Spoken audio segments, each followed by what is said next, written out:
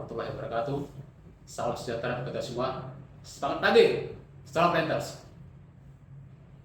Pada kesempatan kali ini, saya akan bercerita tentang proses manajemen. Manajemen adalah proses merencanakan, mengorganisasi, mengarahkan, mengendalikan, dan mengevaluasi sumber daya manusia, keuangan, fisik, dan informasi dalam suatu organisasi atau bisnis untuk mencapai tujuan yang telah ditentukan. Manajemen mencakup berbagai aktivitas seperti perencanaan strategis, manajemen operasional, pengembangan produk, pemasaran, sumber daya manusia, keuangan, dan manajemen risiko. Ada beberapa unsur penting dalam manajemen, yaitu yang pertama, manusia. Manusia adalah unsur terpenting dalam manajemen. Manusia bertugas untuk mengatur, mengelola, mengorganisasikan suatu tujuan agar dapat tercapai. Uang adalah peran utama dalam mencapai tujuan.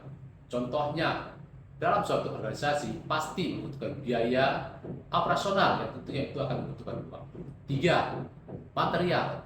Unsur manajemen ini adalah salah satu faktor penting karena kualitas bisnis dipengaruhi oleh kualitas material yang dipilih. Jadi, jika material yang dipilih buruk, tujuan manajemen akan sulit tercapai. 4. Mesin.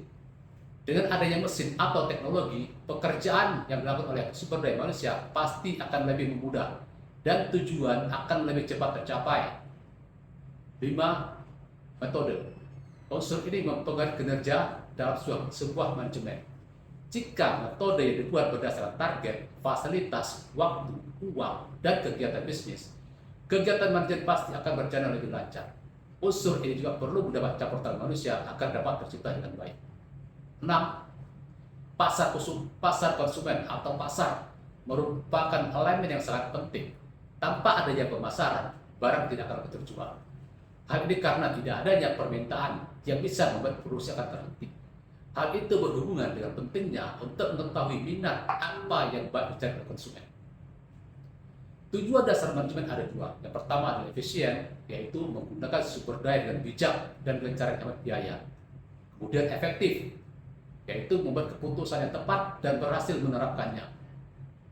Proses manajemen ada 4. Pertama, planning and decision making, yaitu menetapkan tujuan organisasi dan memilih tindakan dari serangkaian alternatif untuk mencapainya.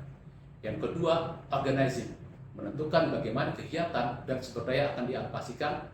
Yang ketiga, leading, kumpulan proses yang digunakan untuk mengatur anggota organisasi untuk bekerja sama dan mereka mencapai tujuan organisasi. 4. Controlling, proses memantau jalannya organisasi menuju tujuan yang ditetapkan. Manager adalah seorang yang bertanggung jawab dalam mengelola dan mengatur sumber daya manusia, keuangan, dan materi untuk mencapai tujuan organisasi. Di PPW Manager berdasarkan level, ada 1 top manager, sekelompok kecil eksekutif yang mengelola organisasi secara keseluruhan. Mereka membuat tujuan organisasi, strategi keseluruhan, dan kebijakan operasi. Middle manager, kelompok manajer terbesar dalam organisasi yang memiliki tanggung jawab utama untuk melaksanakan kebijakan dan rencana manajer puncak. Mereka juga mengawasi dan mengkoordinasikan kegiatan manajer tingkat bawah. First line manager, manajer yang mengawasi dan mengkoordinasi aktivitas operasional karyawan. Skill yang harus dimiliki oleh manajer.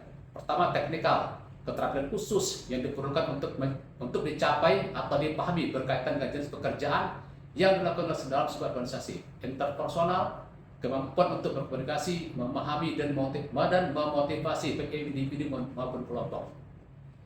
Yang ketiga, konseptual, kemampuan untuk berpikir secara abstrak. Yang keempat, diagnostis, kemampuan untuk memvisualisasikan respon yang paling tepat terhadap suatu situasi. Yang kelima, komunikasi, yaitu kemampuan manajer untuk menyampaikan ide maupun informasi secara efektif kepada orang lain untuk menerima ide dan informasi secara efektif dari orang lain.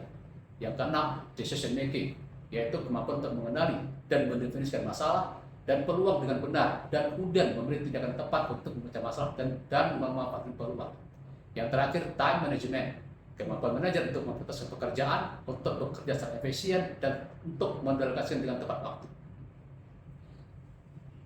Terkait dengan anggaran, Anggaran operasional adalah rencana keuangan yang dibuat oleh sebuah perusahaan atau organisasi untuk estimasi pengeluaran yang terkait dengan kegiatan operasional sehari-hari selama periode tertentu.